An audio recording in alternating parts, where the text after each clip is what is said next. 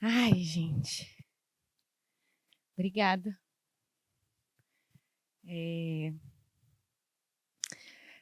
Sempre muito difícil, sempre muito emocionante e muito complexo, né?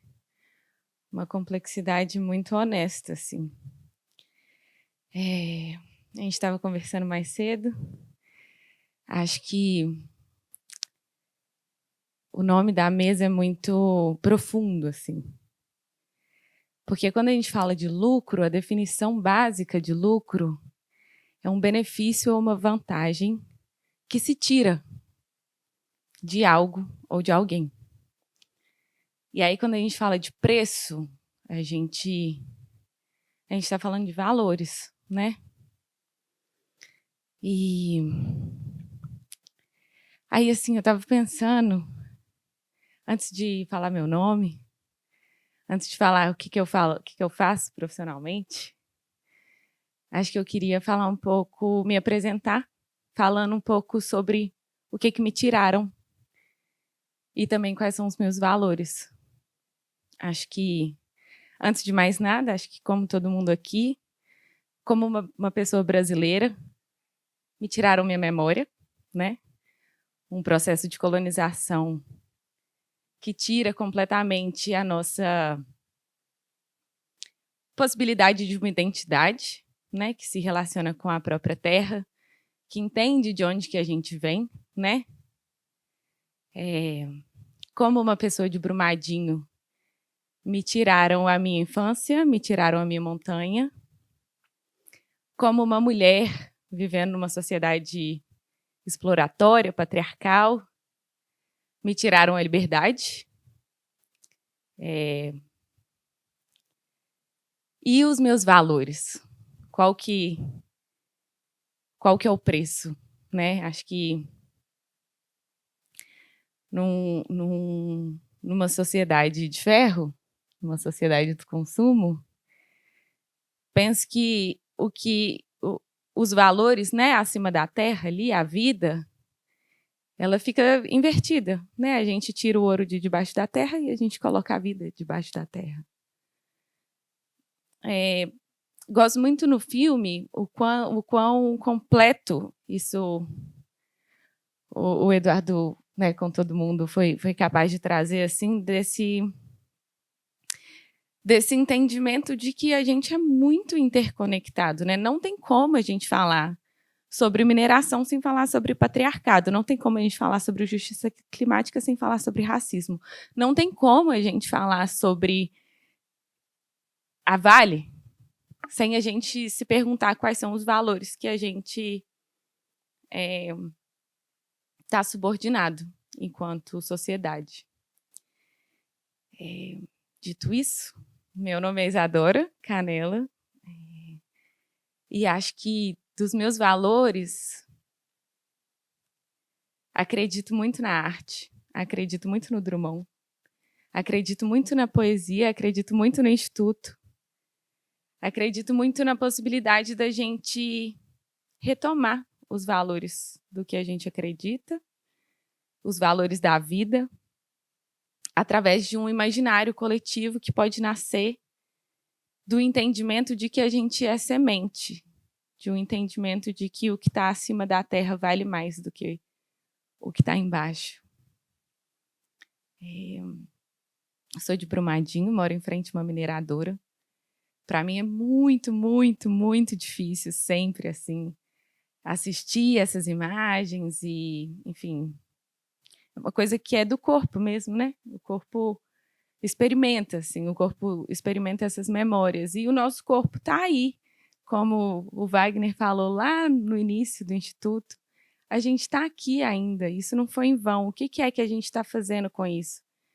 Estou muito honrada de estar mediando essa mesa. Acho que queria ouvir um pouco de vocês.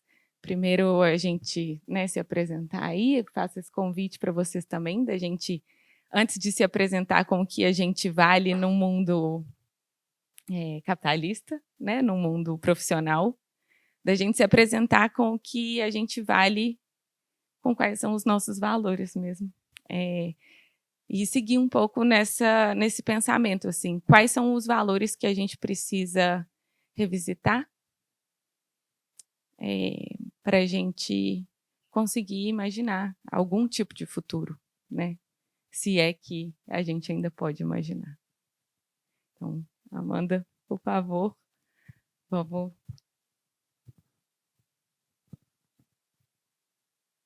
A pergunta, ela é sempre muito desafiadora para mim. Certa vez eu vi a seguinte provocação: quem é você sem dizer o que você faz? E acho que para nós que somos paulistanos, levanta a mão, quem é de São Paulo? Para nós que somos paulistanos, isso é muito desafiador, porque o nosso valor, muitas vezes, ele é medido no quanto que a gente agrega para o mercado. Ah, quem é você? Ah, eu trabalho com tal coisa. Não, quem é você? Ah, meu nome é Amanda. Não, quem é você? Não perguntei seu nome, quem é você? Ah, eu moro na Brasilândia. Não perguntei onde você mora. Quem é você? E eu lembro que eu tava nessa conversa com um amigo, eu queria chorar, gente. Eu tava, para! E aí ele falou, aí depois de um tempo assim, de tão cansada de não conseguir encontrar quem era eu falei, eu não sei. E ele falou, bem-vinda. A partir do desconhecimento que a gente começa a descobrir. Pra mim foi tão marcante, porque muitas vezes dentro de uma sociedade que mede o nosso valor pelo que a gente faz, a gente acaba se perdendo. Então, eu quero começar falando quem eu sou, a partir de quem eu encontrei nessas investigações, nesses caminhos, nesses desencontros. Sou uma mulher negra. Neste momento, estou com uma bota branca, com uma saia preta, estou de mini locks, com uma blusa preta, com casaco xadrez. Eu sou uma sonhadora que decidiu questionar todas as estruturas sociais que queriam predeterminar o lugar que eu deveria ocupar enquanto uma mulher preta da periferia e decidi criar a realidade que eu gostaria de viver. Num lugar muito ingênuo, um lugar muito sonhador, mas que dentro de uma sociedade que cria espaços às vezes para uma ou duas pessoas de onde que eu vim, que deu certo. E a partir do momento que eu cheguei em certos lugares, eu comecei a me questionar. Cadê as pessoas que se parecem comigo aqui? Cadê as pessoas pretas? Cadê as pessoas periféricas? Cadê as pessoas pretas nessa própria sala? Só vocês olharem pro lado. Qual que é a complexidade de um corpo periférico, de um corpo preto, se deslocar até o centro? Às vezes é o ônibus que não vai ter depois das 11 horas da noite. Às vezes é o Uber que vai estar R$ 75. Às vezes é a mãe preocupada que vai ligar e vai falar, filha, cadê você? Então, dentro desse universo de quem eu sou, quais são os meus valores, quero compartilhar um com vocês que marca muito do que eu venho construindo e que é o que me mantém viva, com uma vontade de transformar e de continuar acreditando e sonhando. Esse valor é a alegria política.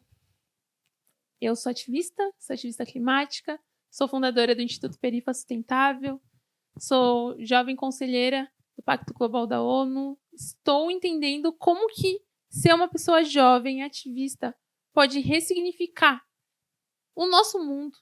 A gente pode criar novas possibilidades de caminho e não me permitir ser sucumbida por essa estrutura social que insiste em nos silenciar, que insiste em permitir que apenas um corpo negro, periférico e feminino chegue nos espaços.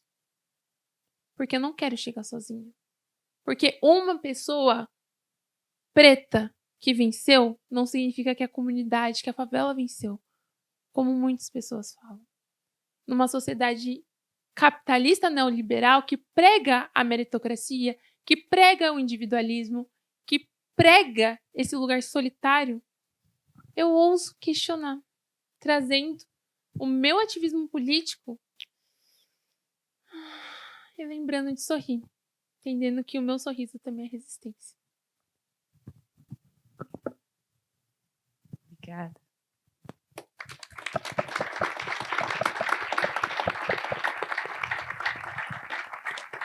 que eu vou falar depois dela, não? Complicou. Bom, boa noite, obrigado por terem vindo. Eu fiquei um pouco incomodado agora pensando aqui, né?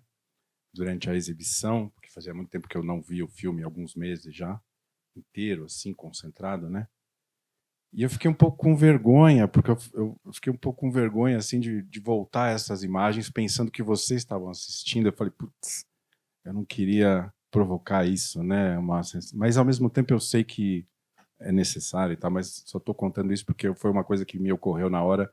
Eu me senti um pouco constrangido ali, de falar desse jeito e voltar e mostrar essas imagens, porque eu tive lá, especialmente em Brumadinho, dias depois, né? E aquelas cenas lá, eu estava lá e vi tudo isso, né? Inclusive dentro da lama. Antes de falar qualquer coisa, eu queria aproveitar só para dizer que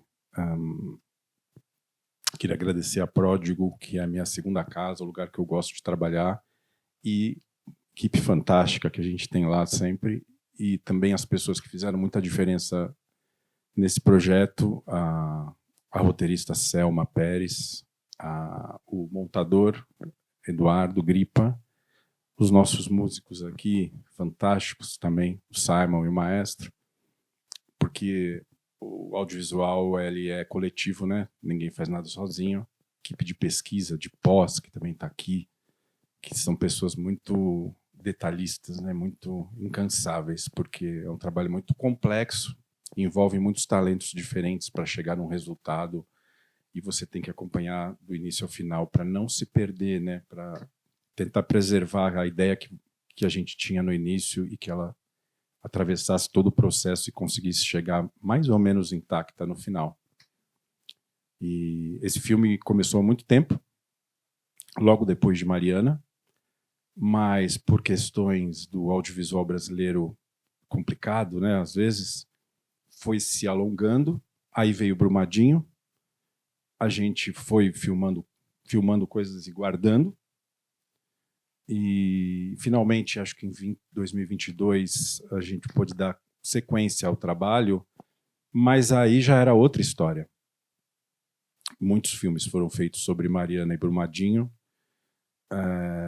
Claro que todos os filmes são necessários, acho que mesmo que centenas tivessem sido feitas, não daria cabo de contar toda a história e de relembrar as pessoas do que é essa tragédia, esse crime.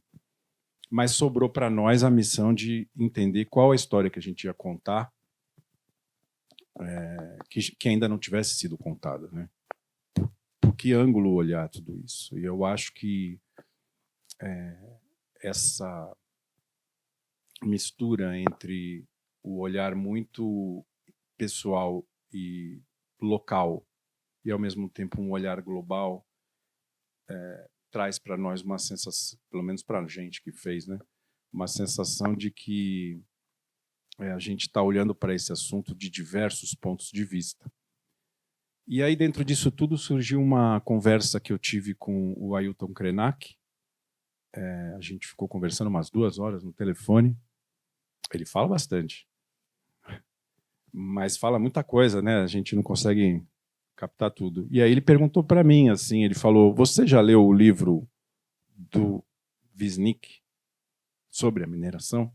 E eu, na minha ignorância, falei: "Não." E ele falou: "Então vai ler." Eu falei: "Tá bom." E aí eu desliguei o telefone, eu comprei o livro no mesmo dia e eu li em 2 dias. E eu falei: "Putz, é isso." Porque quando a poesia entra nessa história toda, né, o filme passa, na minha visão, assim, passa a ser tridimensional, porque ele acrescenta uma outra camada que não é só a dos fatos, né, mas é a da reflexão, é a da transcendência até, eu acho. Então, e mudou minha visão também do Drummond, porque eu achava que o Drummond, na minha ignorância, claro, era um poeta do cotidiano, né? Uma pessoa que veio de Minas, mas morava no Rio, era um servidor público, uma vida bem pacata, né? E a poesia dele eu achava um pouco normal. E hoje eu acho que ele era um profeta. Eu acho que ele enxergou coisas antes de todo mundo. E esse poema A Máquina do Mundo, estou falando demais, mas esse poema A Máquina do Mundo é um poema que também não sabia que tinha sido escolhido como o maior poema já feito no Brasil, e realmente ele merece. E ele é um poema que fala dessa máquina, que é uma imagem muito antiga, lá da antiguidade, né? A máquina do mundo era usada como metáfora para descrever o planeta como uma criação divina, né? Como algo feito pelo Criador, com a sua precisão e a sua beleza, né? E, inclusive, no livro do Wisnik, recomendo a todos, quem não leu, mas ele fala que até nos Lusíadas, no final dos Lusíadas, vou só abrir esse parênteses aqui, eu fui procurar no meu livro dos Lusíadas, e está lá o momento no final, quando o Vasco da Gama faz uma viagem até as Índias. Ali é o início da globalização, do mundo moderno, da expansão da consciência humana, dos horizontes. E ele, no livro, ele faz uma ninfa falar para o Vasco da Gama: olha, contempla aí essa máquina do mundo, olha que coisa maravilhosa. E nos últimos 500 anos, o que aconteceu com essa máquina do mundo? Ela foi corrompida por nós, né? E pela nossa ganância, né, por tudo isso que a gente falou aqui, vai falar, é o tema da nossa conversa. E o Drummond soube captar isso, né? E o poema Máquina do Mundo, para quem não leu, leia várias vezes, porque a gente vai descobrindo, né? E ele reproduz o que é o pacto entre as forças da destruição e a humanidade, né, que está presente no Fausto, que é a assinatura de um cara que quis vender a sua alma em troca de todo o conhecimento, a sabedoria do mundo materialista. Aquela assinatura validou tudo o que está acontecendo hoje, né? Que Goethe descobriu isso em 1800 e tralalá. E Drummond, em 1951, escreve esse poema, que é uma reprodução desse encontro do Fausto com o Mefisto. Só que a vantagem é que o nosso querido Drummond ele recusa a investida, a tentação, e ele vai embora, né? Então, existe uma saída. E o poeta percebeu isso antes de todo mundo. Bom, é isso. Como é de comum, né? Dos poetas, dos artistas, dos pensadores, dos perceber primeiro ativistas. Algumas coisas da sua fala. Me pergunto, nós quem? Primeiro, a ganância de nós quem? Não me parece que seja nós, dentro desse contexto que estamos. Me pergunto também sobre, quando você fala do Drummond como esse poeta do cotidiano, o que é esse cotidiano? O que é esse cotidiano para corpos variados, para tantos e tantos corpos que, de fato, formam uma humanidade em que viver o cotidiano é, sim, um ato político. Em que falar sobre o cotidiano é, sim, um ato político e em que ser feliz é, sim, um ato político. Dentro de um sistema que quer corpos pretos mortos, estar vivo, ser feliz, é, assim, revolucionário. Queria pensar um pouco sobre isso, assim, porque a mineração ela está no meu cotidiano. A mineração ela é o meu cotidiano. A mineração não é 2015, gente, Mariana. A mineração não é 2019. A mineração é 1500.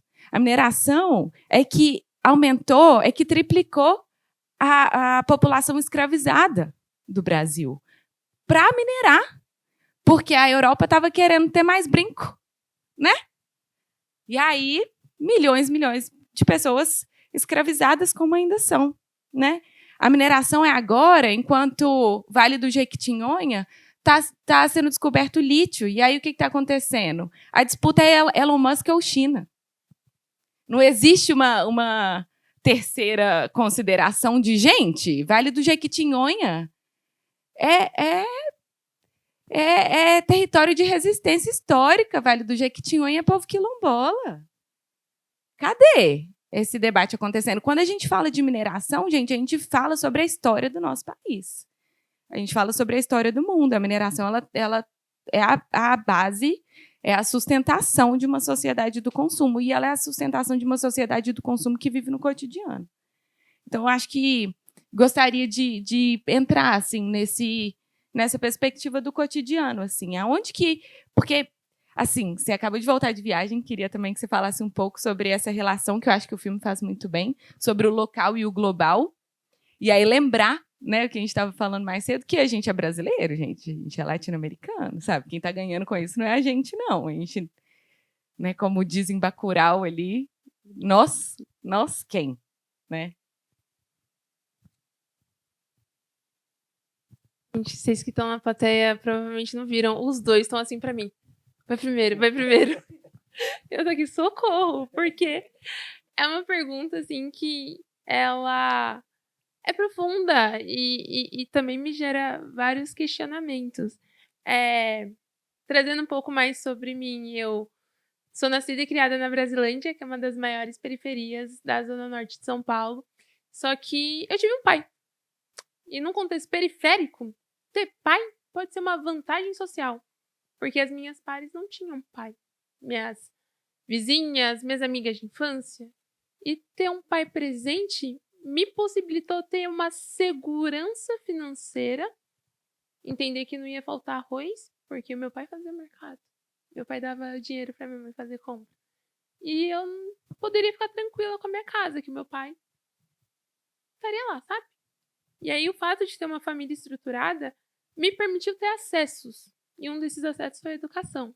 Fiz faculdade de Relações Internacionais e acabei tendo uma incidência mais global. Porque dentro de um contexto periférico, o sonho da minha mãe era: Amanda vai trabalhar numa multinacional.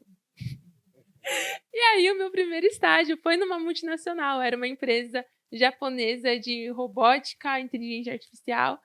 E aí eu, naquele momento, não tinha tanta consciência de raça, classe, gênero.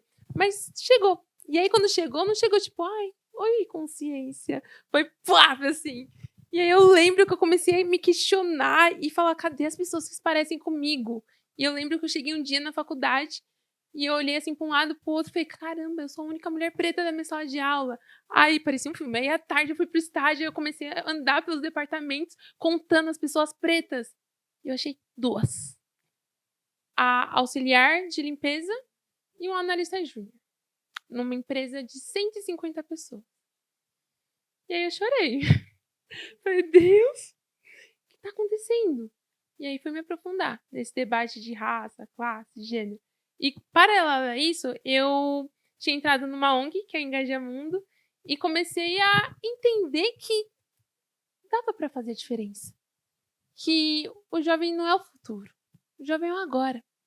Então, pelo Engajamundo, eu estava começando a entrar nesse debate internacional com as conferências de mudanças climáticas da ONU.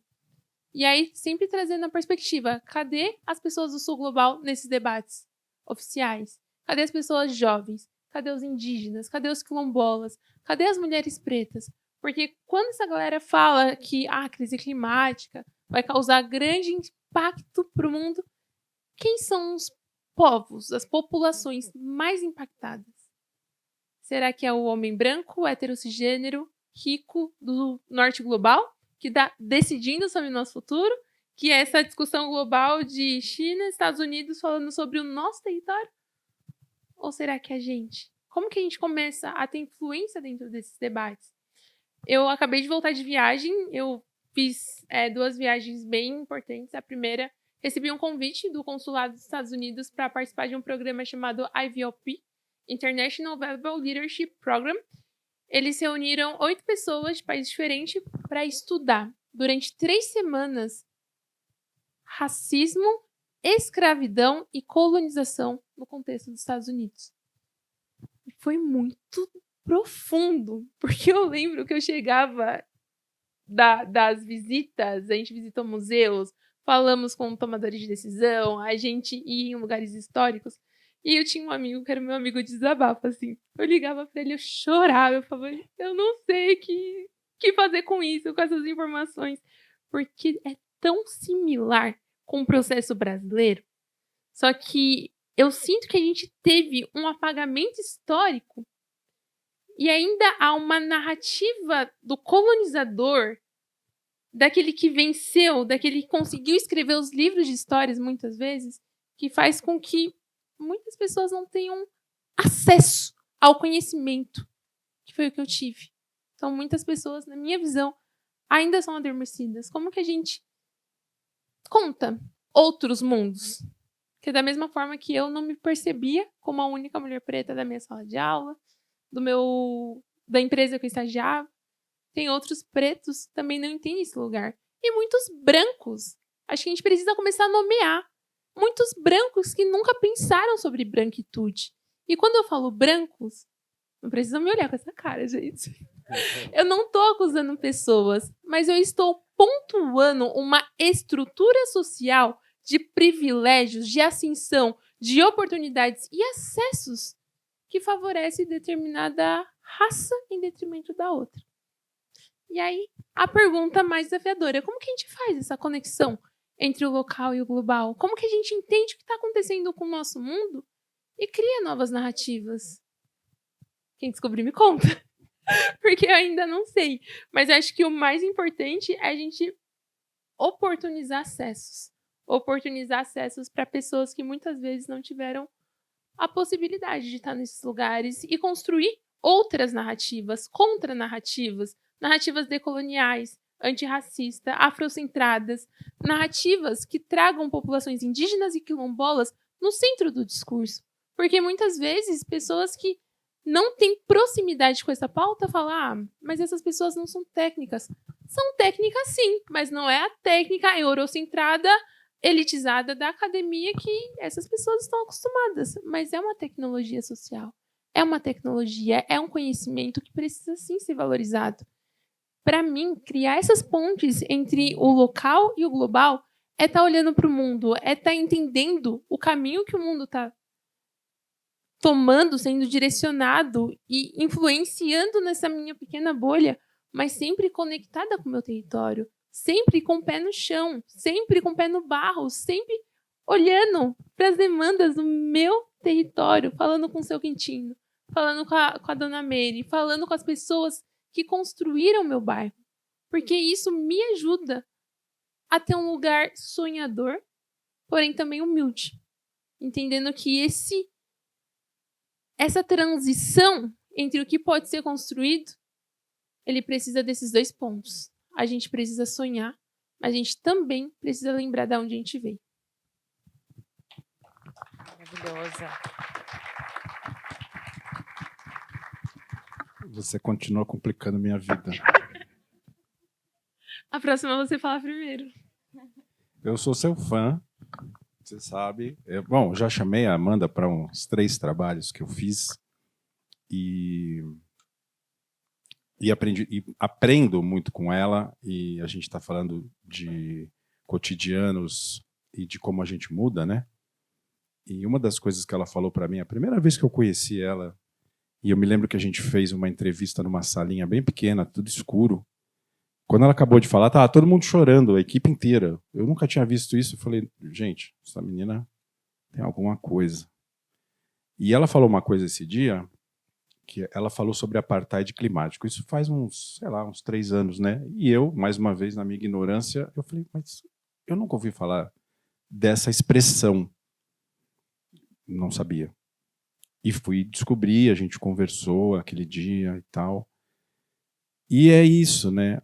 O mundo está mudando muito rápido e a gente tem que descobrir novos termos, novas formas de pensar e novas palavras para nomear as coisas que estão acontecendo e que há tempos atrás ou não existiam ou estavam invisíveis, né? E com tudo isso que está acontecendo no mundo hoje e paralelo a tanta negatividade, a gente percebe também eu pelo menos sou um otimista, mas também observo que um certo aumento de consciência de mais pessoas que aos pouquinhos vão despertando para essas novas coisas que estão acontecendo. Então, a Amanda me trouxe essa expressão né? E muitas outras que a gente vai descobrindo e vão sendo criadas também toda hora, né? Novas formas da gente pensar o nosso cotidiano, porque ele está mudando muito rápido. Talvez nós sejamos a geração de viventes aqui que está experimentando a maior transformação na história da humanidade. Quando eu nasci, era TV preto e branco. E não tinha... A minha esperança de futuro, a minha imagem de futuro eram os Jetsons, né? Hoje é uma realidade, você faz chamada, video call, né? Só que o nosso futuro hoje ele não é tão bonito como era nos anos 70, nos anos 80, né? Ele é um futuro sombrio. Né? Qual a perspectiva dos nossos filhos, dos jovens que estão aqui abaixo dos 30, sei lá? É um futuro de previsões um pouco apocalípticas até, né?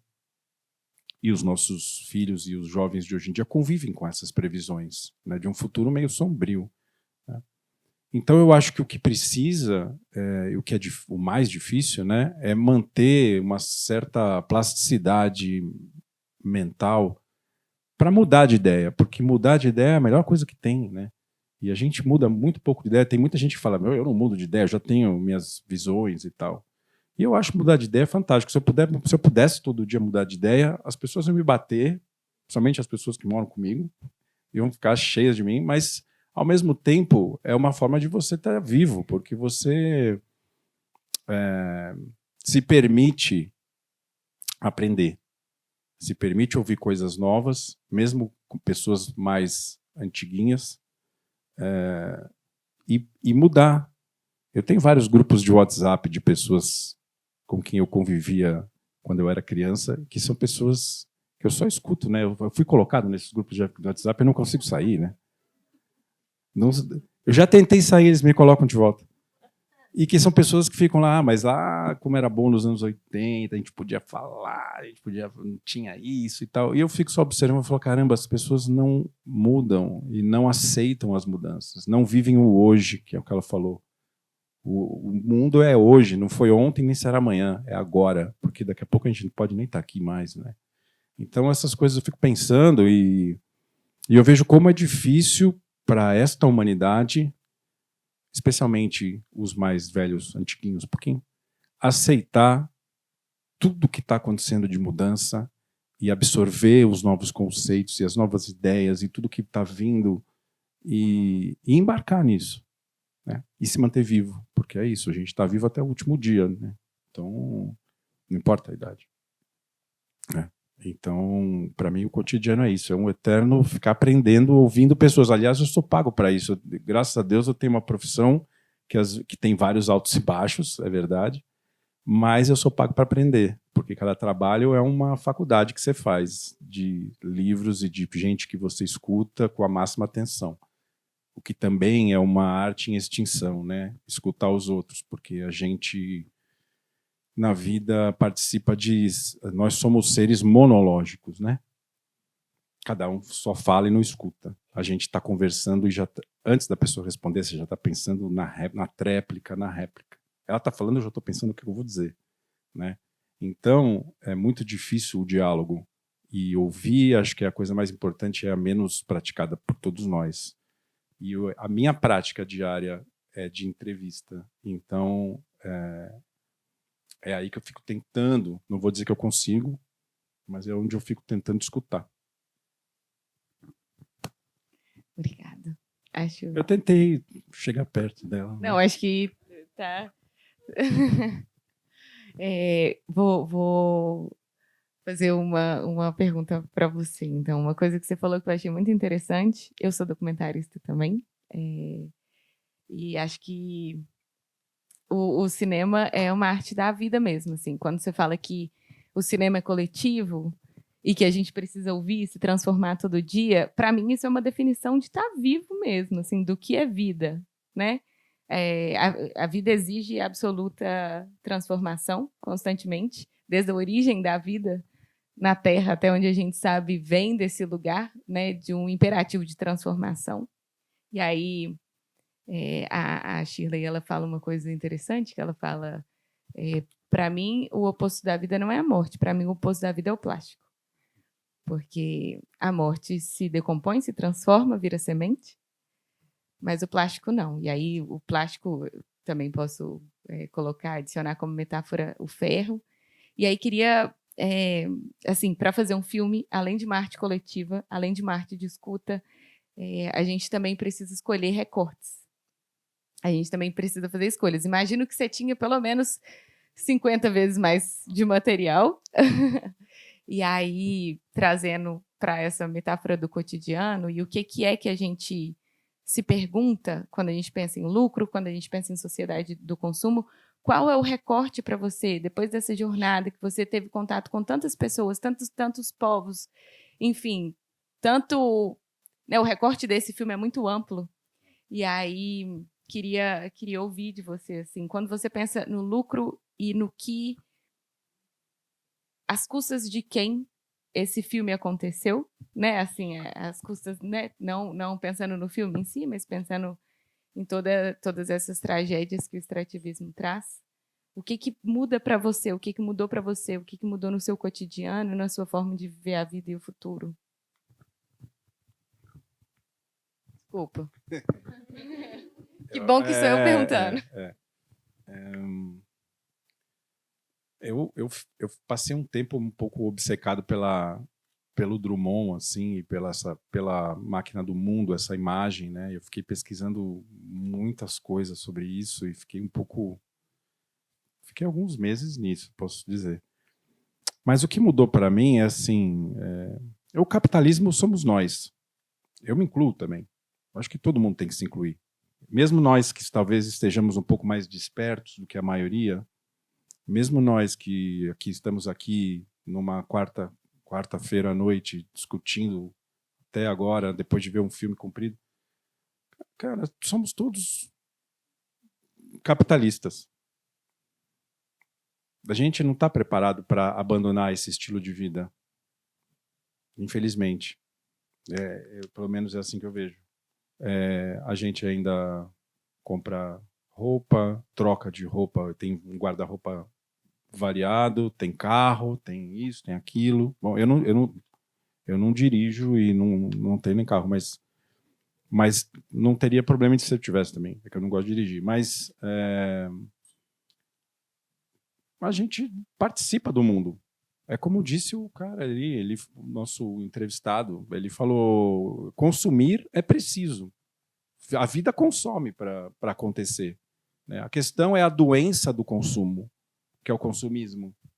Né? Consumo, ok. Consumismo, doença. Então a sociedade está doente, mas aí a sociedade a gente vai despessoalizando, né? A sociedade está doente. Não, nós estamos doentes. A sociedade não é nada, né? A sociedade é só uma palavra. As pessoas estão doentes. Então, por mais que a gente fique aqui discutindo o capitalismo e tal, esses sistemas todos eles existem porque existem sentimentos dentro das pessoas que atuam e fazem com que a gente haja de certa maneira, que é prejudicial ao coletivo, que é competição, não é a cooperação, né, que é o egoísmo, não é o altruísmo. São coisas que a gente poderia optar. A gente tem a chance de optar, e quando vai optar, opta errado. Né? As estradas elas se apresentam para todo mundo, né? E a humanidade, mas a humanidade somos nós, continuamos fazendo escolhas às vezes erradas. Por mais que uma grande parcela e cada vez maior de pessoas comecem a enxergar essas coisas, comecem a discutir esses assuntos e tentar fazer melhores escolhas. Então, acho que tem salvação. Claro que tem. As pessoas vão, com o tempo, fazendo melhores escolhas. Eu não sei se na velocidade necessária, eu não sei se daqui a 20 anos a gente vai andar com água no joelho. Eu moro em Santos. Então, eu já estou a 3 quadras da praia. Acho que vai ser difícil mais chegar ali. Mas pode ser que daqui a uns 20 anos tenha água no joelho lá. Eu acho que as pessoas vão aos poucos, cada vez mais, um número maior de pessoas vai fazer melhores escolhas. Eu acho que isso é uma tendência irreversível, porque o mundo está abrindo. Ao mesmo tempo, as forças negativas, né, as forças que são muito sedutoras do dinheiro, né, da vaidade, Essas coisas atuam, né? Os meios de comunicação, eles são impregnados por isso. Para você assistir um filme assim, você tem que vir numa quarta-noite num cinema com 50 pessoas. Isso não passa. Bom, vai passar na Globo News. Mas isso dificilmente passa em algum lugar. Não está no horário nobre. Não está no horário nobre. Né? O horário nobre, o noticiário, a notícia ruim vende. Notícia ruim, página ímpar do jornal. Notícia boa, página par lá no cantinho. Né? Já não tem nem jornal, mas tudo bem. Mas quando tinha era assim. Né? Então notícia ruim vende. Por que vende? Porque a gente gosta de notícia ruim. A gente se alimenta de notícia ruim. Então é isso. Acho que a gente tem que pensar os nossos próprios processos individuais para fazer melhores escolhas. E assim transformar o que nós temos que transformar, que é muita coisa e não será fácil nem em pouco tempo. Acho polêmico. Esse papo é polêmico. Amanda, quer? Acho que tem várias vertentes, né? Mas eu achei muito interessante no começo do filme, quando faz aquelas provocações sobre o que é desenvolvimento. Esse desenvolvimento que não nos envolve, que cria uma ideia, um modelo de sociedade, que é esse progresso, que é o que eles chamam de industrialização, de futuro, de modernidade. E aí fica o questionamento, né? Modernidade para quem? Nessa viagem que eu fiz para os Estados Unidos, tive a consciência de que os Estados Unidos que a gente vê na televisão, que é mostrado pela mídia, ele foi construído pelas mãos do povo negro trazido de forma escravizada do continente africano. E quando a gente olha quem construiu o nosso Brasil, a gente sabe a classe social, a gente sabe a raça, a gente sabe a mensagem que foi colocada no imaginário coletivo dessas pessoas de futuro que elas estavam construindo. Um futuro que não as envolve. Um futuro que exclui, um futuro que marginaliza, um futuro que segrega, um futuro que não foi desenhado para certos corpos. E aí, como a gente pensa em modelos de sociedade, né? Como que a gente questiona esse modelo de desenvolvimento baseado em concreto e a gente começa a decolonizar o nosso imaginário para pensar em outras formas. Tem uma frase que eu gosto bastante, que é: o futuro é ancestral. Porque pensar em futuro, na minha concepção, é a gente entender como que era no passado. É a gente entender formas tradicionais de vida. Eu acredito que tem outro jeito de viver. Eu acredito que é importante a gente cada vez mais questionar esse sistema e essa estrutura e encontrar novas narrativas. Que nem, compra. Gente, essa sainha aqui, super estilosa, eu vou levantar pra vocês admirarem. £1, 1 libra, num brechó chamado Bernard's. É um brechó coletivo que tem em várias cidades da Europa. Porque eu acredito que a gente não precisa comprar. Mas para quem é preto e de quebrada, você fala, como assim você não pode comprar? Porque para quem é preto e quem é de quebrada, o sonho é ter um boot novo no pé, um tênis de marca. Sabe por quê?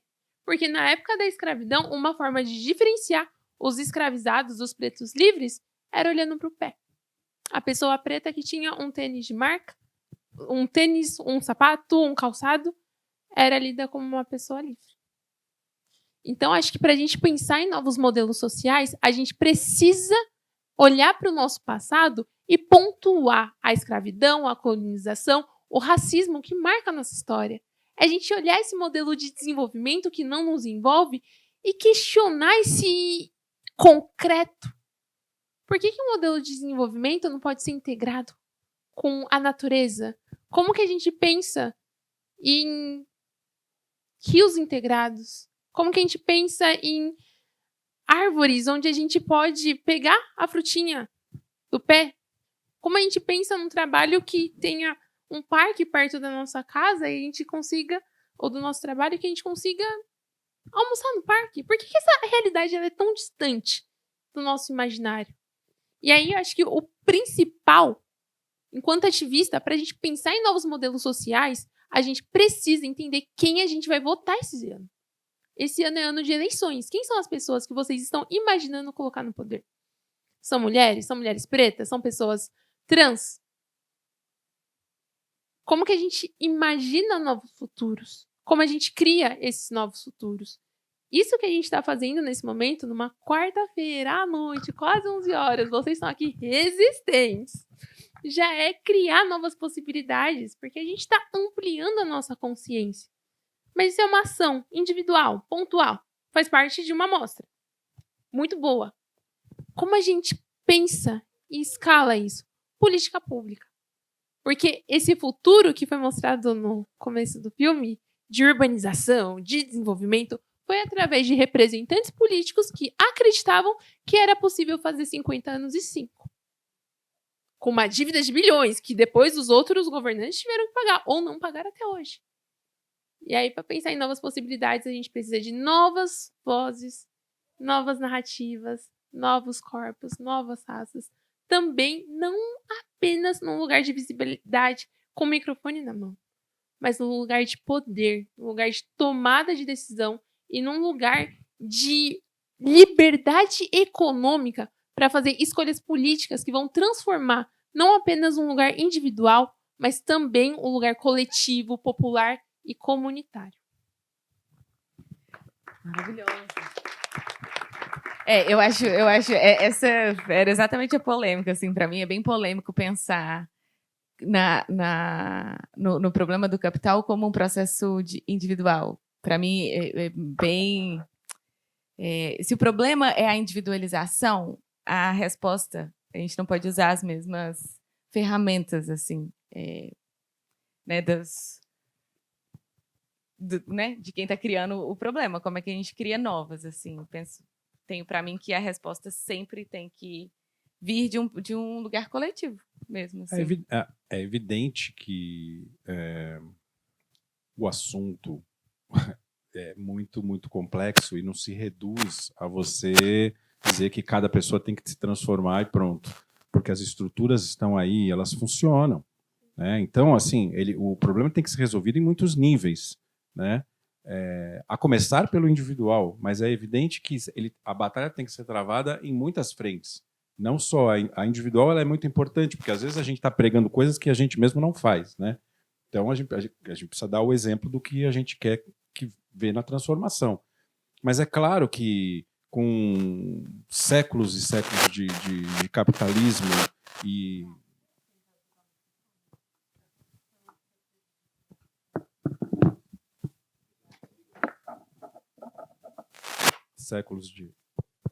séculos de capitalismo e de revolução industrial não vão ser desfeitos em uma geração, né? São valores que estão arraigados. É como a gente conversou, né? O que importa? A gente vive a cultura da vitória. Vitória a qualquer custo, né? Se você perde, você é um fracassado, você é um loser, você não vale nada.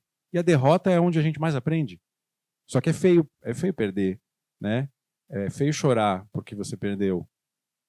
Então a gente está excluindo uma dimensão da vida que é a mais fantástica, que é a derrota. Por quê? Porque só pode ganhar. Não existe só ganhar, porque quem ganha é porque tem alguém que perdeu, não é? Então, assim, essa cultura da vitória é um exemplo disso, de você... São valores que estão arraigados e que a gente nem sabe, mas a gente repete. Então, o jovem que sai, a mãe fala, vai trabalhar numa multinacional, porque você vai vencer, né? Você vai ter um alto salário. Quem sabe você vai trabalhar em outro país, né? Lá na Europa, né? Esse é o sonho. Então, são valores arraigados que a gente tem que mudar. Então, eu digo que é uma transformação individual, mas é muito mais que isso, porque é muito complexo, né? O problema todo é muito complexo, né? E mesmo as coisas que a gente jura de pé junto, que a gente acredita, às vezes você vai examinar, como cai às vezes a ficha para nós, e você fala, pô, estava completamente enganado, não é nada disso. Né? O chão abre buraco, você cai, e leva um tempo para você reestruturar as suas ideias. E eu acho que o grande lance é você continuar reestruturando suas ideias a vida inteira. Né? Você fala, tudo que eu sei hoje, se amanhã alguém me provar que não é, eu vou achar ótimo. Vai levar um tempo para aprender isso, mas eu vou achar muito bom.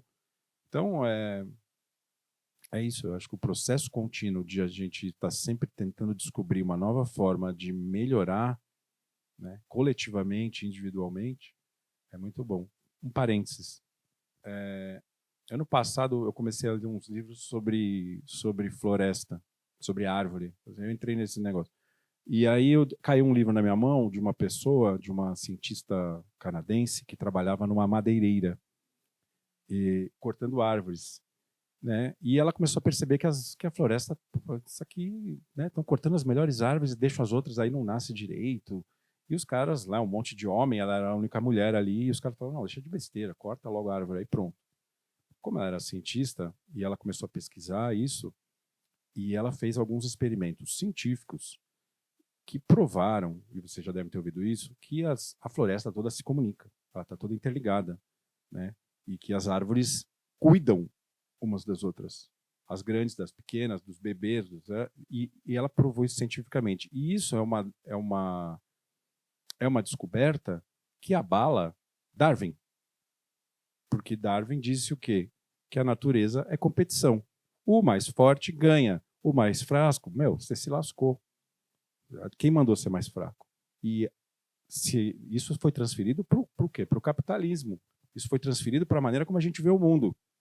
Olha, eu sou seu sócio, eu sou seu amigo, mas a gente fez uma sociedade. Eu vou acabar contigo porque, cara, negócios, desculpa, negócio, amigos, negócios à parte. A natureza é assim. A natureza, o mais forte ganha. É assim, desculpa.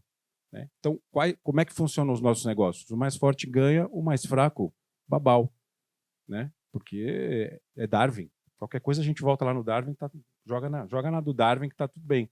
E de repente essa mulher vem e fala uma coisa dessa, que a natureza é mais provavelmente ela é mais cooperativa do que competitiva. Cara, isso muda tudo. Um livro, um estudo, quer dizer, é a vida dela inteira que a gente está falando aqui, mas ela descobriu um negócio que abala não só a nossa concepção de que o mundo não precisa ser competição, ele pode ser cooperação, mas abala o próprio alicerce do capitalismo, o próprio alicerce do mundo financeiro, da forma como opera o mundo financeiro, né? E as pessoas, porque o cara que tem a vendinha dele, o cara que tem o posto de gasolina, ele joga uma aguinha na gasolina para render um pouco mais. Cada um está querendo levar uma vantagem em cima do outro. É Darwin. Eu sou mais esperto, você é meio burrinho, eu ganho em cima de você. Né? Então essa lógica é a lógica que prevalece. E de repente a gente pode estar vendo daqui a alguns anos, décadas, essas outras ideias fundamentadas na ciência mesmo, pragmática ali, que podem mudar o que a gente imagina que é o mundo. De repente o mundo não é competição. De repente o mundo é colaboração e a gente está aqui contra a natureza. Porque não tem dúvidas que a gente está indo contra a natureza. Né? Não tem dúvida. Tem uma em relação... Acho meio burro por natureza mesmo, assim, quando eu penso nisso. Porque, primeiro, competição, assim, uma coisa muito clara. Tudo bem, vamos pensar nos leões. Os leões vivem, sei lá, 15 anos. E aí, qual é o ser que está vivo há mais tempo na natureza? É um micélio, né, que tem 2.000 anos. A gente está aprendendo com quem? A gente está querendo se referir a quem quando a gente está editando a nossa biomimética ali? A gente está olhando para qual ser?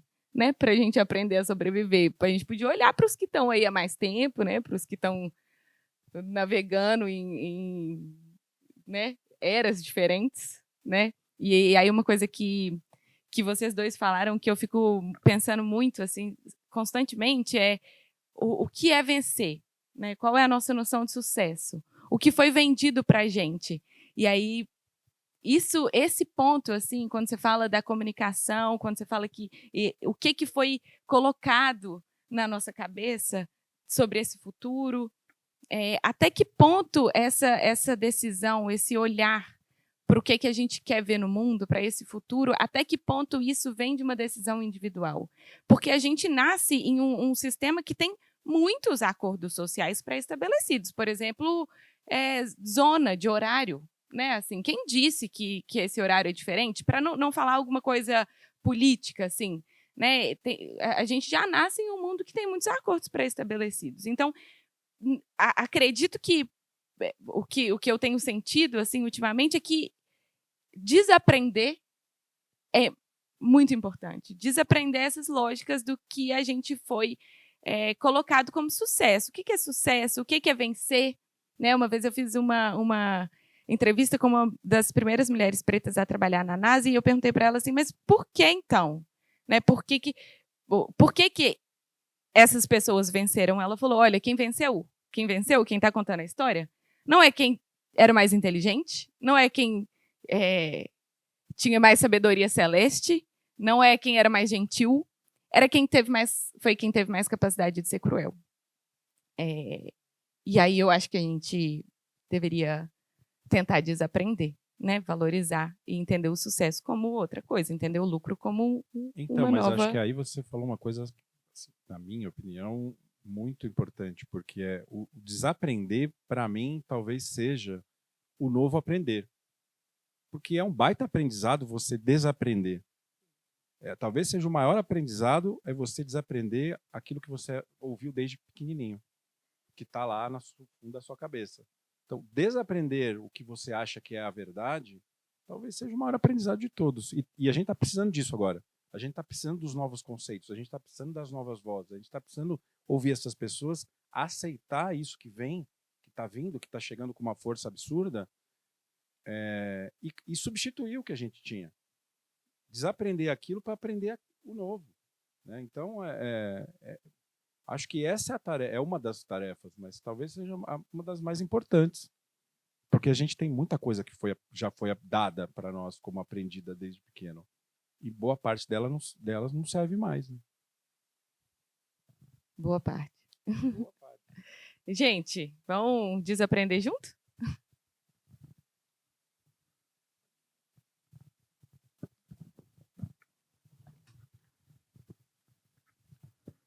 O filme foi ótimo, mas esse papo está muito melhor. Você primeiro dizendo assim, nós vivemos, é tenebroso, e aí depois você fala assim, e eu sou otimista? Pô, ótimo, né? Como é que vivemos tempos tenebrosos e eu sou otimista? E aí assim, molecada vive... Bom, aí eu não entendi mais nada. Aí o seguinte, só uma coisinha em relação a isso. Eu tenho um monte de filho. E aí eu estava na escola com eles, e aí as mães estavam reclamando que os filhos delas, pequenininho, né? Assim, tipo, 4 anos, 5 anos, não sabiam perder. E aí eles estavam querendo discutir essa questão. E eu falei assim, não. Perder eles sabem. O que eles não sabem é ganhar. E aí foi eu expliquei ainda, mas eu fui gozado. Pessoal, para começar com a diretora da escola. Bom, eu fiquei quietinho, fiquei na minha e fui embora. Mas era assim, eu falei assim, olha, se vocês fazem uma festa danada quando eles ganham, quando eles perdem, eles vão querer a festa. Então, assim, seja modesto para ganhar. É isso. E aí, você, preta, né? Outro dia votei numa mulher preta e eu falei para ela assim, sabe por que eu votei em você? Porque os pretos são contra o progresso. Ela ficou assim, encabulada. Ela ficou assim, meio assim, não, os pretos não são contra o progresso. Eu falei, eu entendo. Porque normalmente o preto é chamado vagabundo. Né? Então, assim, eu sou branco e eu sou contra o progresso. É isso. Foi.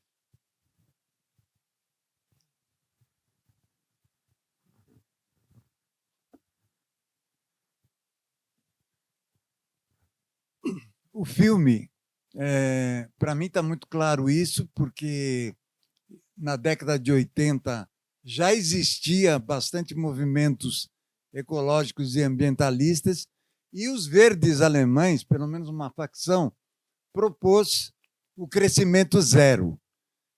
Exatamente essa questão que está no filme. Para alguns pode ser implícito, para outros, como no meu caso, eu acho que é explícito, que é o crescimento zero. Agora, tem que desenvolver essa ideia do crescimento zero. Não pode ficar chutando, porque o que ocorre? O crescimento zero, quem é que se lasca no crescimento zero? Então, eu coloco essa questão: quem se lasca no crescimento zero e qual é o modelo que pode ser sugerido para a substituição desse? Porque não adianta a gente ficar chorando, choramingando em cima do que já está ocorrendo, porque essas ideias, Eduardo, essas ideias apocalípticas já têm de muito tempo. Inclusive, as vertentes religiosas até torcem para o... Esse é um grande inimigo, inclusive. Elas até torcem para o apocalipse, achando que vão se salvar. Então, a questão que eu coloco é essa: qual o modelo que pode substituir? Tem que ser concreto, né? Esse estado de coisas que a gente está assistindo e vai assistir pior ainda. Obrigado. Desculpa, eu vou só dizer que penso eu que tem que ser semente. Tem que ser o oposto de concreto. Penso eu que tem que ser o oposto de concreto. Talvez tenha que ser água. Eu sou a semente. Porque isso tudo que vocês estão falando, eu conheço há 50 anos atrás. Eu poderia dizer isso para você. É isso. Então, eu sou uma semente viva. Sim. Mas vamos regar uma certa coisa mais concreta para passar para os outros, como alternativa. Primeiro a gente sonha, ok. Esse sonho já existe há muito tempo, inclusive com o indígena americano. 200 anos atrás ele já advertia do que poderia acontecer, que nós estamos vendo agora. Então, acho que tem que entrar mais nessa concretude da substituição dos sistemas que estão aí. É isso. Concordo. Só trocando concreto aí. Você tem problema com concreto. Eu concordo com você. Eu acho que isso talvez tenha que ser um outro filme para a gente entrar nessa questão e desvendar ela com mais profundidade, porque quando você fala para um economista que o crescimento pode ser zero, o cara entra em choque, colapso, porque o dogma dos economistas é que tem que crescer. Mas como é que você cresce infinitamente num planeta que é finito? A conta não vai fechar. Então, estão vendendo para nós uma ideia de progresso e de desenvolvimento que não bate com a realidade, com a matemática, que é uma ciência exata. Então, eu concordo com você. Eu acho que outros, e essas mensagens aqui são mesmo muito antigas, não tem nada de novo, né? Acho que são mensagens que elas têm que ficar voltando com o tempo, porque os erros são os mesmos. Então, a mensagem ela é a mesma, né?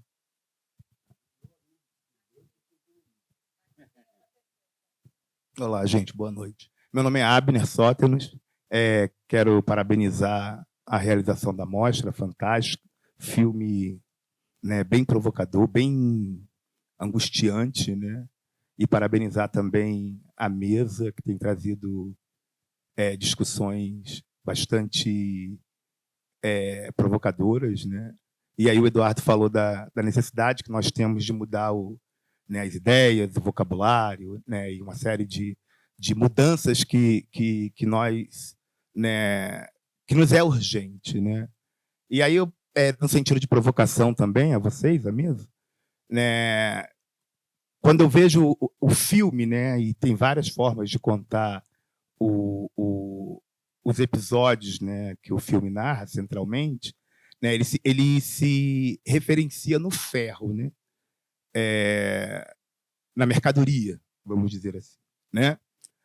A gente está falando de sociedade de consumo, ou seja, a gente está teorizando sobre o capitalismo, né? E eu quero trazer uma provocação, porque assim, o lucro a qualquer preço, né? Não me parece que ele é a qualquer preço, né? A gente pode pensar assim, e aí a pergunta é a vocês: o que agrega, né, Eduardo, na forma de contar o filme, de contar essa história, estabelecer o capitalismo como capitalismo racial e não o capitalismo do lucro, né? E não necessariamente o capitalismo da mercadoria. Isso daí já está derrubado há muito tempo, né? A gente tem uma literatura aí muito vasta, pelo menos desde o século XIX, né, provocando essa estrutura do capitalismo e como se entendeu o capitalismo, né? Então, assim, ele me parece que ele não é da mercadoria, ele me parece que ele não é a qualquer preço, ele tem um preço, né? Se a gente pensar os ingleses do século XVII racializando, por exemplo, os irlandeses, né, na perspectiva de raça inferior, para fazê-los trabalhar durante o processo de industrialização inglesa e por aí vai. Então, assim, o capitalismo é racial. Que fique claro isso, né, para todo mundo, para que a gente consiga, né, dialogar para entender perdas e ganhos, né? Então, a minha pergunta é: o que agrega no filme e nessa discussão que a gente está fazendo, embora o filme ele não exclui essa questão. Ele apresenta ali os quilombolas, apresenta ali os indígenas e como que essas pessoas elas estão sendo afetadas por esse processo de capitalismo, do capitalismo, tal qual ele aparece, né?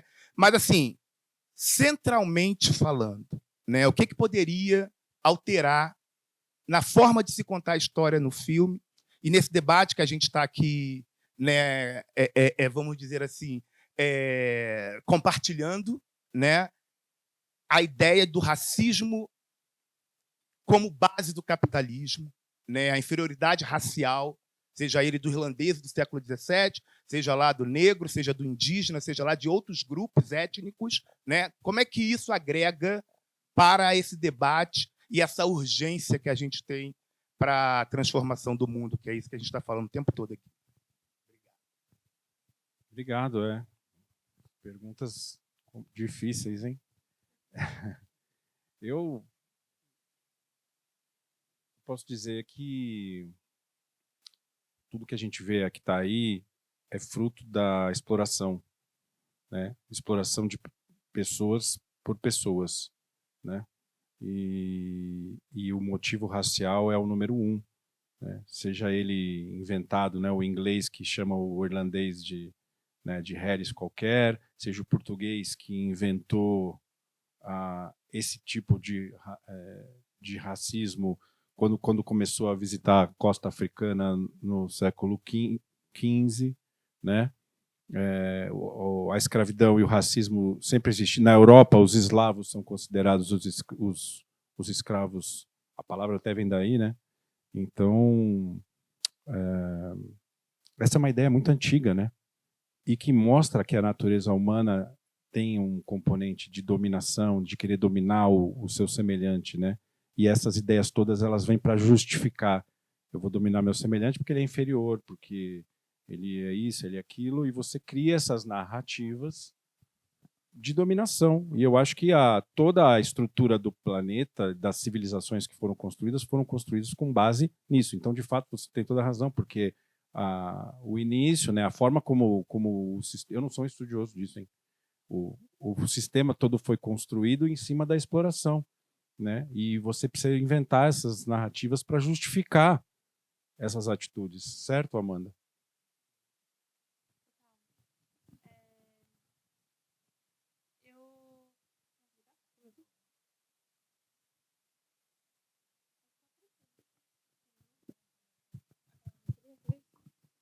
Eu estava refletindo depois de ouvir as provocações, as perguntas, os incômodos, e uma das coisas que ficaram bem vivas é como falar de raça incomoda, né? Como trazer branquitude para o centro da mesa, para o centro da discussão, desperta aquela angústia, aquele incômodo, porque os seres brancos, por muito tempo, não foram racializados.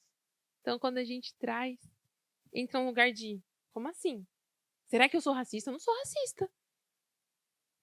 E aí, eu quero ler para vocês parte de um artigo que eu escrevi, que responde parte dos incômodos, das reflexões, das perguntas. Como nos lembra o poeta Serge Restog, Negla Pacamon Canemem. Apesar de tudo, o negro não morre. Encontramos formas de resistir e estamos deixando o nosso legado no mundo. Querido leitor, não dá mais para separar raça e meio ambiente. Veja essa parte do livro. A escravização de homens e mulheres, a exploração da natureza, as conquistas de terras e povos indígenas, por um lado, e os desmatamentos, a exploração dos recursos minerais e de solo, por outro, não são duas realidades distintas, mais elementos do mesmo projeto colonial. A colonização europeia das Américas é apenas mais um nome para a imposição de uma forma singular, violenta e destrutiva de habitar a Terra. Malcolm Ferdinand. Pois é, minha querida leitora climática. Como disse Angela Davis no prefácio do livro do Malcolm, o racismo, especificamente o colonialismo e a escravidão, ajudaram a construir um mundo fundamentado na destruição ambiental. Agora a questão é, o que vamos fazer com isso? Quando eu estava no Reino Unido, nessa última viagem, eu comprei um livro que chama How Irish People Became White, como os islandeses se tornaram brancos. Que eles passaram por esse processo de inferiorização racial, de escravidão. Mas quando eles migraram para os Estados Unidos, por um tempo, eles eram considerados white trash, lixos brancos, que eram os brancos pobres.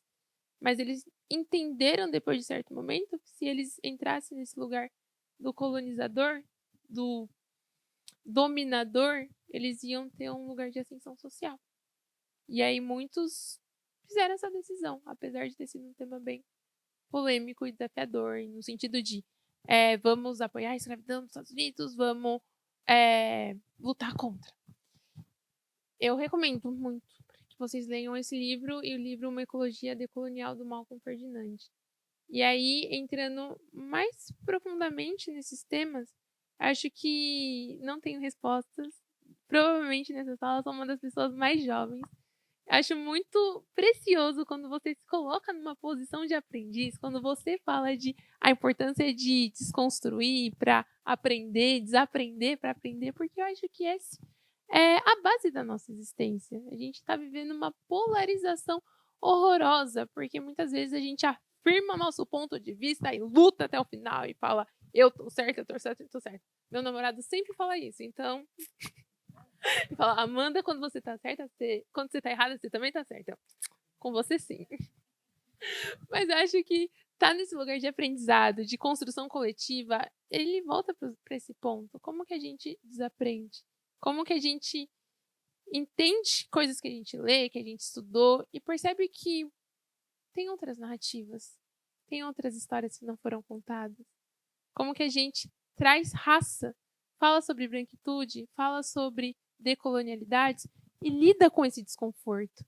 Porque se para vocês que são brancos e provavelmente estão sentindo desconforto com a minha fala, imagina como deve ser para mim pegar um microfone com uma sala majoritariamente branca e pontuar raça, pontuar classe, pontuar gênero. Mas enfim, acho que quando a gente se coloca nesse lugar de aprendiz, a jornada, a trajetória fica um pouquinho mais leve e mais fácil da gente conhecer novos mundos, conhecer novos caminhos, conhecer outras realidades. E lembrar assim, como disse Angela Davis, a escravidão e a colonização, elas foram a base que fundamentou o capitalismo. Então não dá para a gente discutir novas possibilidades de existência sem pontuar raça no centro da nossa discussão. Muito bom, a gente tem outra pergunta aqui.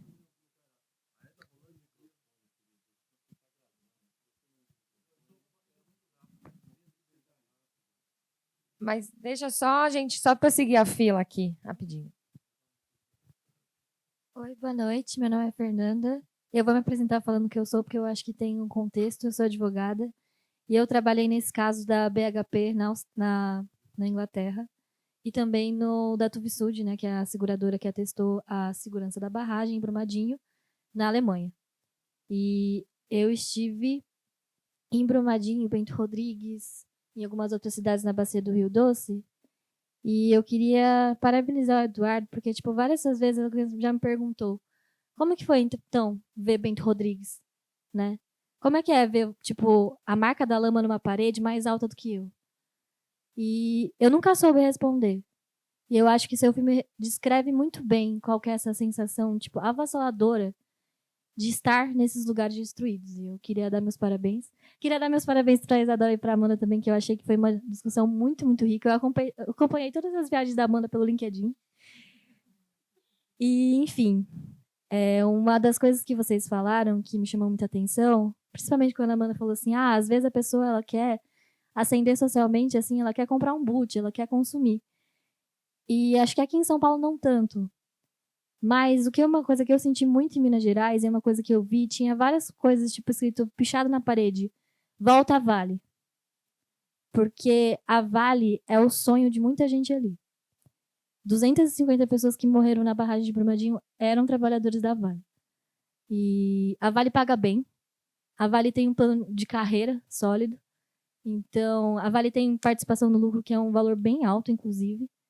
E plano de saúde, coisas assim que, tipo, as pessoas que trabalham na mineradora, geralmente são as pessoas que têm um poder aquisitivo bem alto na cidade. Né? São pessoas que, às vezes, são a primeira pessoa que se formou na família. Às vezes é a pessoa preta que ela quer, tipo, dar uma casa para a própria mãe. Então, eu acho que quando a gente fala de desaprender, a gente também precisa desaprender a Vale como um sonho de carreira. Porque muita gente ainda bate no peito e fala assim, eu sou Vale, eu tenho orgulho de ser Vale. Se você for no LinkedIn, vai ter um monte de gente falando isso. No livro da Daniela Arbex, ela ainda fala assim, que uma das pessoas que morreu, inclusive, tinha vários posts dela falando, eu tenho orgulho de ser Vale. Isso mesmo depois de ter acontecido Mariana. Então, acho que Minas Gerais ele tem uma relação diferente com a mineração, porque está no próprio nome, né? Minas Gerais. E essa dependência econômica, né, surreal que eles têm. Porque não é só a pessoa que está trabalhando na mineração. A pessoa que tem uma lavanderia, que lava os uniformes das pessoas que trabalham na mineradora, também depende da mineradora. A pessoa que tem um buffet, que é onde a galera faz o happy hour da Vale, também depende da mineradora. Né? Então, eu acho que quando a gente fala de capitalismo, né, a gente também tem que entender que várias vezes é um sonho individual e, tipo, às vezes uma necessidade financeira, às vezes não é nem um sonho, às vezes a pessoa, sei lá, tem 5 filhos e ela precisa criar o filho dela. Então, é muito complexo mesmo, assim, ver realmente a Vale como um sonho, quando, na verdade, ela é um dos maiores pesadelos que existe no mundo. Obrigada, Fernanda. Eu acho que a gente volta para a coisa da retórica, né? A gente volta para a coisa da narrativa. Assim como a colonização traz o binarismo e a racialização para o centro do debate, da exploração, não para o centro do debate, né? Para o centro da exploração, para a sustentação de todo essa maquinação do mundo. A Vale faz do mesmo jeito. Isso está em arte da guerra, né, gente? Isso é desde sempre, assim, dividir para conquistar. E a dominação dessa narrativa, quando eu penso assim nos meus vizinhos, né, quando eu penso nas pessoas ao meu redor que trabalham para as mineradoras ou que dependem de alguma forma dessas mineradoras, essas mineradoras criam a necessidade que, no fim das contas, vai se voltar para elas como sendo as únicas que podem suprir essas necessidades. Claro, elas mesmas que estão criando, né? Assim como o capitalismo racial, que divide e diz, olha, aqui eu quero ser o seu problema, eu te destruo, mas eu vou também me mostrar como uma solução, porque se você tiver esse tênis, você vai estar nesse lugar de ascensão, que é esse mesmo lugar que mata, né? Que mata e que estupra, né? E que destrói quilômetros e quilômetros. Então, eu acho que a gente volta, assim, eu volto assim no início, quando eu penso na arte, quando eu penso na importância desse filme, quando eu penso na importância dessa mostra, no fundo, é a gente questionar qual é essa narrativa que a gente está sustentando, sabe? Qual que é, aonde que a gente para? Aonde que a gente dá um passo para trás mesmo e olha para essa narrativa e questiona, e desaprende, reaprende, sabe? Coloca e dá nome para as coisas, entende branquitude, e branquitude mesmo, sabe? Branquitude é um sistema. Branquitude é um sistema que mata. Por quê? Por que é tão incômodo? Por que é tão difícil? Por que é tão difícil dar nome, sabe? Minas Gerais é fruto de processos escravatistas, sabe? O Brasil é uma terra sem memória. Porque a nossa memória está debaixo da lama.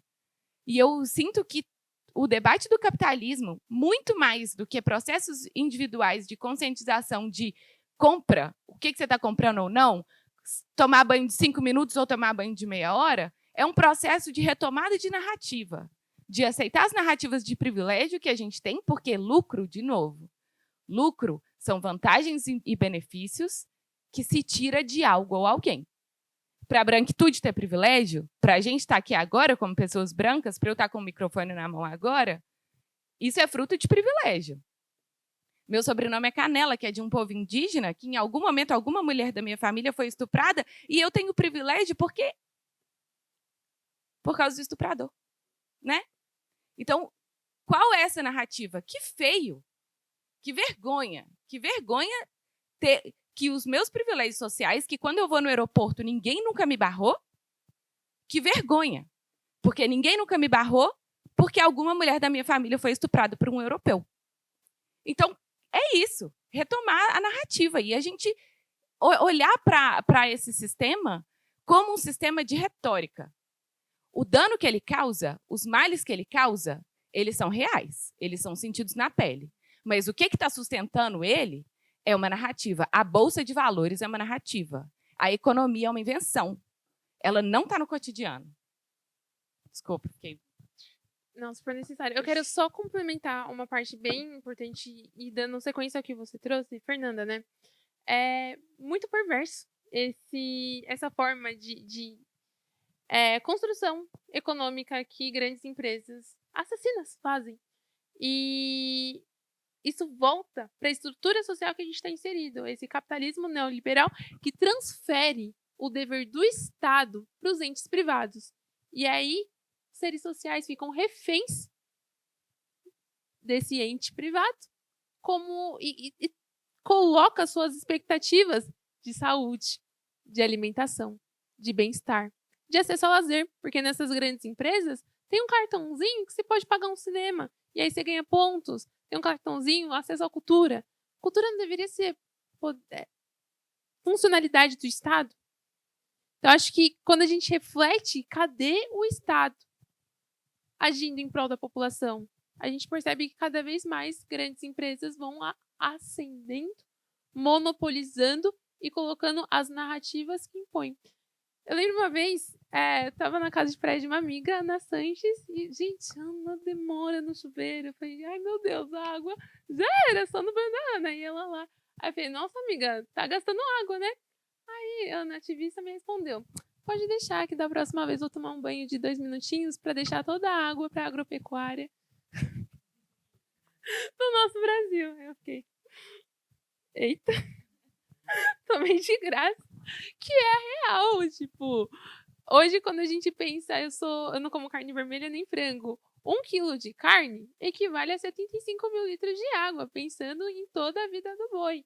Será que se eu ficar brigando com a Ana para ela tomar um banho mais rápido vai transformar a realidade? E aí isso também é fruto desse capitalismo neoliberal que quer transferir para o indivíduo a responsabilidade de cuidar do nosso planeta. Sendo que as grandes indústrias, as grandes corporações, as grandes instituições colocam uma monopolização da narrativa e criam uma relação de dependência com os mais empobrecidos e os mais vulnerabilizados.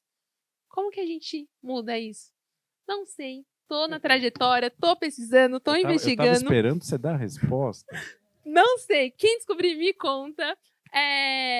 Se vocês querem me acompanhar nas redes sociais, como a maravilhosa Fernanda, Amanda da Cruz Costa no LinkedIn, sou Amanda Costa no Instagram, divido essas reflexões, essas incoerências, esses incômodos, porque é desafiador. Eu só ia completar o que você falou, porque eu também vi isso quando eu estive lá em Mariana, quando fez 1 ano da tragédia, e a gente foi até o local lá com um grupo, e depois esse grupo foi até o centro de Mariana para fazer um barulho ali, né? E quando a gente entrou em Mariana, as casas todas, as janelas, todos colados, placas, volta Samarco, não queremos esses atingidos aqui. E eu falei, ué, exato. E naquele momento, assim, eu estava muito ingênuo, eu acho, na parada ali. Eu falei, o que está acontecendo aqui, gente? E exatamente esse quadro que você descreveu. Porque aí, conversando com as pessoas, você entende que a forma como essas empresas transnacionais se infiltram nos governos, né, no Estado, essa promiscuidade que existe, e né? Faz com que, no final das contas, o poder público, o Estado, dependa, ou imagine que dependa dessas empresas para sobreviver. E esse processo é transferido para as pessoas. As pessoas falam, bom, se a Vale for embora, o que eu vou fazer? Nada, eu vou morrer de fome, tenho um alto salário, eu defendo a Vale porque é o meu ganha-pão, eu tenho que pagar a escola do meu filho, eu tenho que pagar os meus boletos, né, que fala. Então, então vira uma relação de exploração-dependência, né? Como é que é aquele negócio da síndrome do Estocolmo? Que é isso, né? O cara que é raptado adora o cara que está te raptando. E você começa a achar que é ótimo. E aí você vê as placas na cidade e eles hostilizando as pessoas que tinham de Bento Rodrigues, que estavam lá. Eles estavam hostilizando abertamente. Esse pessoal ainda vão pagar cesta básica, ainda vão dar dinheiro, que absurdo. As pessoas, realmente, uma situação meio de confronto ali, sabe? E foi meio chocante para mim ter visto aquilo e perceber que o problema era bem mais complexo, como sempre, né? Ai, queria só complementar, Fernanda. Muito obrigada pelo trabalho de vocês. Eu acompanho muito de perto, né? A gente tem feito muitas coisas. E lembrando, gente, dia 7 de outubro é o julgamento internacional do crime de Mariana, que acontece lá na Inglaterra. Muito, muito, muito importante esse julgamento. É o maior julgamento de reparação coletiva da história da humanidade. Então, vai abrir muitas premissas aí, né? Esperamos, boas, para muitos aspectos. Inclusive, quando a gente pensa em reparação de colonização, para muitos países, assim. Então, vamos dar espaço para essa narrativa, porque isso vai setar muita coisa, né? Então, obrigada, Fernanda, por todo esse trabalho, em nome de toda a galera. E quero agradecer imensamente Helena, Wagner, Instituto de modo geral, Marina, por esse convite. Acho que esse é um papo muito complicado, né? Assim, pensar em lucro, pensar em capitalismo, pensar em extrativismo, exploração, mas saio com uma sensação de terrivelmente otimista. Porque, sim, acho que a vida, ela faz ser possível, assim, né? Ela transforma.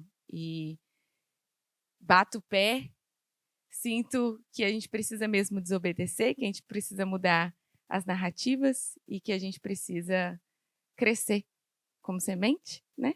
Ser semente. E a minha provocação para você sobre o concreto é mais a gente refletir sobre vamos ser água. Vamos ser água. E entender esses Eu tenho cursos outra aí. provocação. A luta não é de raças, a luta é de classes. Sinto que são íntimas. São íntimas, né? Vou deixar meu silêncio e o meu sorriso de ativista responder. Linda. E acho que muito obrigada a todo mundo pela presença. Eu também quero falar uma coisinha. Minha filha, Camila, tá com som aqui? Tá com som? A minha filha Camila, eu dizia que ela veio para me chacoalhar. E, de fato, ela me chacoalhou muito, muito mesmo. De vez em quando ela me falava para mim assim: mãe, em que mundo que você vive? Né? Porque, né? Italiana. Então, assim, em que mundo você vive? E aí a minha questão ela me chacoalhou, eu mudei muito enquanto ela era viva, talvez mudei pouco enquanto ela era viva. Mudei muito para aquilo que eu era, mas pouco para mostrar para ela o quanto eu mudei. Agora, depois que ela morreu, gente, não teve outro jeito, né? Porque depois que ela morreu, que eu caí nesse cenário, um cenário que eu não tinha a menor ideia que existia, não tinha a menor noção do que era feito, dos seres humanos que vivem nesses lugares. E aí, assim, para quem é jovem, para quem tem filhos, não deixem acontecer o que aconteceu comigo. Né? Vamos mudar mesmo.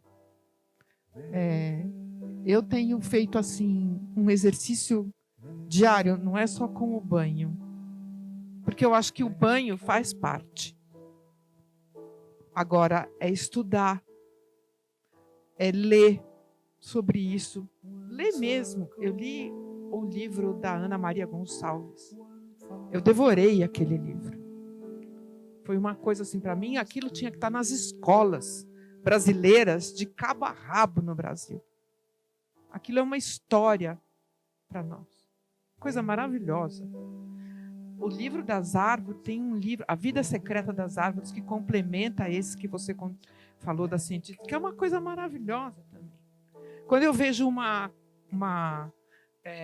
máquina Hyundai, vamos falar a verdade, a Hyundai, a Volvo, a Caterpillar, elas são indutoras do desmatamento, porque elas vendem as máquinas que desmatam. Então, elas têm as suas concessionárias lá na Amazônia, perto do desmatamento. A Hyundai se retratou,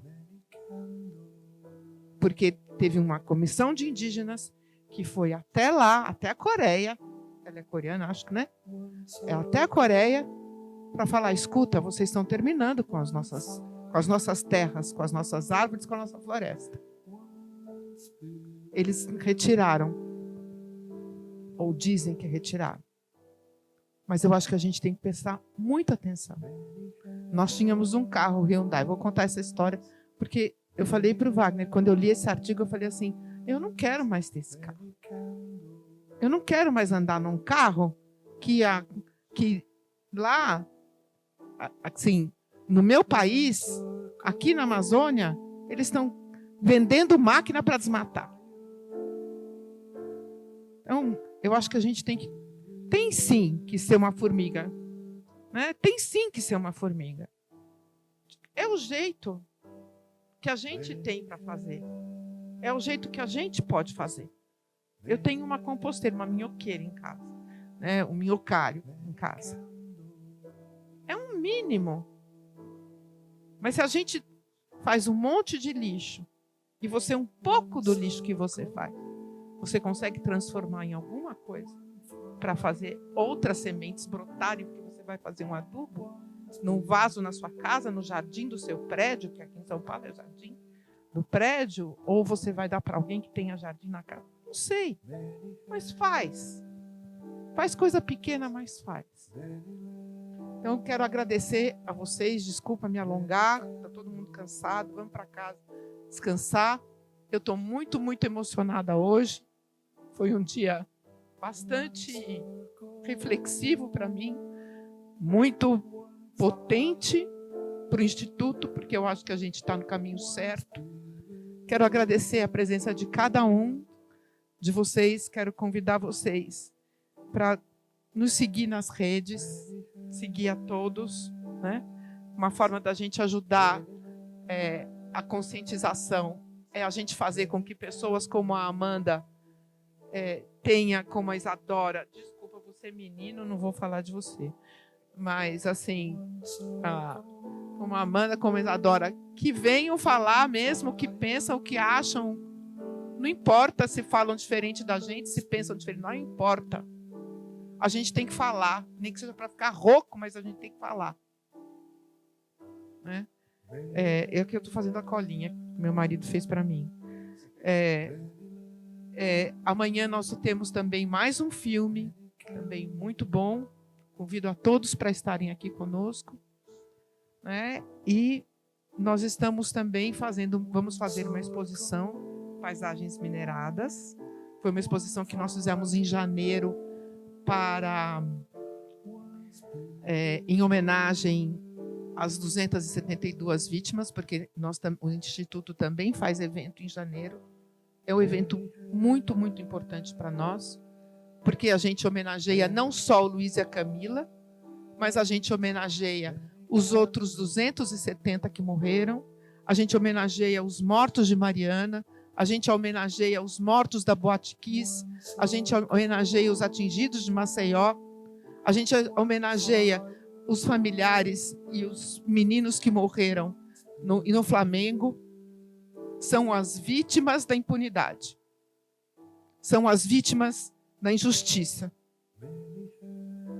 Se tivesse tido justiça em Itabirito, quando houve o primeiro deslizamento que se teve notícias que morreu um pouco mais de pessoas, porque morre, a mineração mata todos os dias, com certeza a gente não teria tido Mariana e não teria tido Brumadinho. Então, assim, vamos falar. Se o nosso jeito é por meio da arte, vamos falar por meio da arte. Então, nós vamos fazer exposição em Belém e vamos fazer a exposição em Belo Horizonte. Eu convido todos vocês para irem. Visitem nossas redes sociais, porque lá tem o que nós fizemos em janeiro. Foi muito bonito. Fizemos também mesa de conversa. Muitos dos que estavam aqui estavam também conosco em janeiro. E eu vou convidar vocês, mais uma vez, agradecer Reserva, agradecer a presença de vocês. Muito, muito, muito obrigada. Agradecer aos nossos profissionais do Instituto, aos nossos voluntários que estão aqui até essa hora da noite e amanhã vão voltar. E eu convido a vocês para, na saída, prestarem atenção na música que nós estamos tocando. É uma música que não tem verbo. Ela foi composta pelo Plínio Kutaiti, que esteve aqui na segunda-feira. E ela fala o seguinte: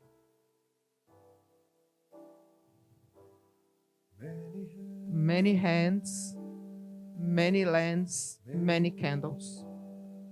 One circle, one fire, one spirit. É isso que a gente tem que entender. Que o mal que a gente faz para um, a gente faz para todos. O mal que fazem para um, fazem para todos nós.